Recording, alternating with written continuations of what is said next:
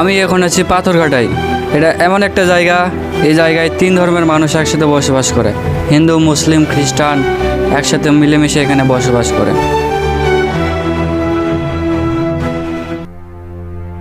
আমি এখন আছি পাথরঘাটায়। এখানে 3 ধর্মের লোক একসাথে বসবাস করে। এটা একটা মাজার শরীফ, এখানে সকলে আসে। আপনি মন থেকে এখানে কিছু চাইলে অবশ্যই আপনার মনের ইচ্ছা পূরণ হবে। পবিত্র স্থান, এখানে সকলে আসে নিজেদের মনের ইচ্ছা সৃষ্টিকর্তাকে জানায় এবং সৃষ্টিকর্তা তাদের মনের ইচ্ছাটা পূরণ করে আর কি। আমি আমার মনের ইচ্ছাটা জানাইছি, দেখি কবে পূরণ হয়। প্রাচীনকাল থেকেই এটা একটা পবিত্র স্থান। এখানে সকল ধর্মের মানুষ আসে, তাদের মনোকামনা জানায় এবং সকল ইচ্ছা তাদের পূরণও হয়। পাথরঘাটা মাজার শরীফের উপর দিয়ে চলে গেছে একটি তুলসীগঙ্গা নদী। এই নদীর সৌন্দর্য পাথরঘাটা থেকে আরও মনোমুগ্ধকর করে। আমি এখন আছি পাথরঘাটায়, আর পাথরঘাটায় আছি তার মানে পাথর দেখবো না এটা কোনো হয়? এখানে এমন একটি পাথর আছে যেটি অনেক বিশাল। এলাকার লোকজন বলে থাকে এই পাথরটি অনেক রহস্যময়। আমাকে এই নদীটা পার হতে হবে। এই নদীটা পার হওয়ার জন্য এখানে পাথর দিয়ে একটি সাঁকো তৈরি করা আছে। অলরেডি আমার একজন চলে গেছে। পাথরঘাটার নামটি শুনে অবশ্যই বুঝতে পারছেন এখানে অনেক পাথর পাওয়া যায়। আসলেই সত্য, এখানে এক সময় প্রচুর পাথর ছিল। যখন নদী খনন করা হতো এখানে মহামূল্যবান অনেক পাথর বের হতো, সেগুলো স্থানীয়রা নিয়ে যেত। আবার অনেক পাথর আছে যেগুলো প্রশাসন নিয়ে গেছে, এগুলো বিভিন্ন জাদুঘরে রাখা আছে। আমি এখন আছি পাথরঘাটায়, আর এই জায়গাটার নাম আপনারা শুনে বুঝতে পারছেন পাথরঘাটা।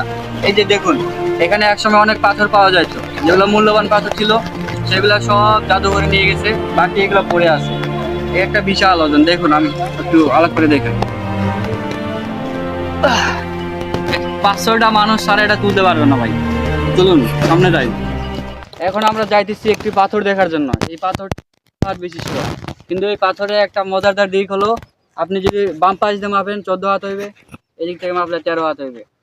আপনি কখনোই পাথরটা মাপ দিয়ে মিলাতে পারবেন না। এটা রহস্যজনক পাথর, এটা আমি স্থানীয় লোকেদের কাছে শুনেছি।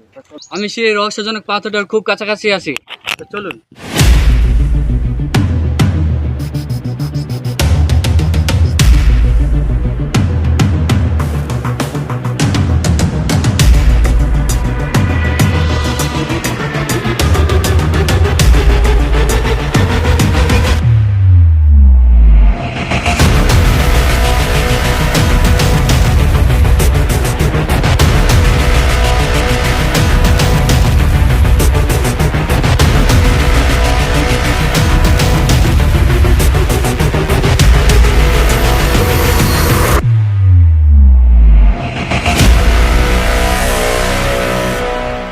আমি এখন আছি সেই রহস্যময় পাথরটার কাছে।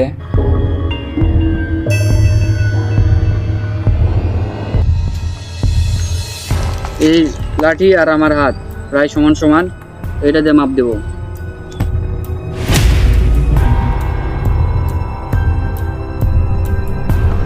এটি একটি রহস্যময় পাথর। এই পাথরটি আপনি কখনো মাপ দিয়ে মিলাতে পারবেন না, কারণ আপনি যতবার মাপ দেবেন ততবারই এই পাথরটি ছোট এবং বড় হতে থাকে। 7.5 হয়েছে। আসলে আমি আগে বলেছিলাম 14 হাত, আসলে 14 হাত না, এটা 7.5। ওকে, বাম থেকে ডান দিক দিয়ে যখন মাপ দিবেন তখন একটা মাপ বের হবে, আবার যখন আপনি ডান থেকে বাম দিকে মাপ দেবেন তখন আরেকটা মাপ বের হবে। এই পাথরটি কখনো মাপ দিয়ে আপনি মিলাতে পারবেন না। এই পাথরের আসল রহস্য এখন পর্যন্ত অজানা রয়েছে। রহস্যজনকভাবে এই পাথরটা এদের বড় হয়ে গেছে। পাথর দেখতে আসছিলাম গাইজ, পাথরটা দেখলাম তো কোনো কিছুতেই মিল নাই, কিছু বলার নাই, যা বলেছে আমার ছোটো ভাই বলেছে। এটি হলো রাধাকৃষ্ণের মন্দির। এটি হিন্দুদের জন্য একটি খুবই পবিত্র স্থান। হিন্দু ধর্মের লোকেরা এখানে আসে এবং তাদের মনের ইচ্ছা তাদের ভগবানকে জানায়, প্রার্থনা করে। নতুন ব্রিজ তৈরি হয়েছে, আমি এখন যাচ্ছি সেই ব্রিজটা দেখার জন্য। ধন্যবাদ। এটা হলো একটা জংশন ব্রিজ, এখানে বর্ষাকালে প্রচুর হাঙ্গর মাছ পার হতো, তো আমরা দেখছি তাই বলে বললাম। এটা হলো তুলসীগঙ্গা নদী, আর এই নদীর উপর একটি ব্রিজ তৈরি হয়েছে। আর এই ব্রিজের উপরে সবসময় লোকদের ভিড় থাকে। এখানে আপনি বিভিন্ন ধরনের লোকদের দেখতে পারবেন। দেখবেন অনেকেই পরিবার পরিজন নিয়ে ঘুরতে আসছে, অনেকেই গান বাজনা করতেছে।